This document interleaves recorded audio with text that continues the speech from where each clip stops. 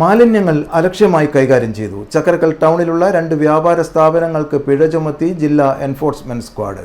അഞ്ചരക്കണ്ടി റോഡിലെ ഓട്ടോമാക് automobile വർക്ക്ഷോപ്പിനും Newman ടൈൽസിനുമാണ് 5000 രൂപ പിഴ ചുമത്തിയത്.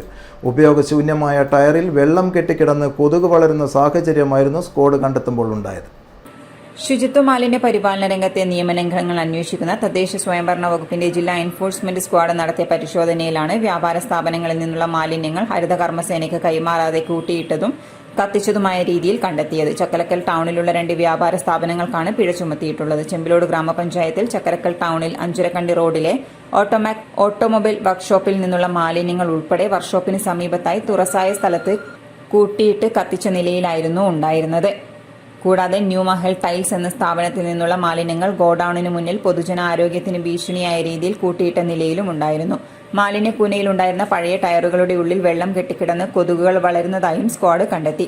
2 സ്ഥാപനങ്ങൾക്കും 5000 രൂപ വീതം പിഴ ചുമത്തി. മാലിന്യം നീക്കം ചെയ്യാനും തുടർ നടപടികൾ സ്വീകരിക്കാനും ജില്ലാ സ്ക്വാഡ് ചെമ്പിലോട് ഗ്രാമപഞ്ചായത്തിന് നിർദ്ദേശം നൽകി. ജില്ലാ enforcement squad leader EP Sudheesh, enforcement officer KR Ajayakumar, Shereekhul Ansar, Chembilode panchayat assistant secretary Bindu M, health inspector Praseeda എന്നിവർ പരിശോധനയിൽ പങ്കെടുത്തു.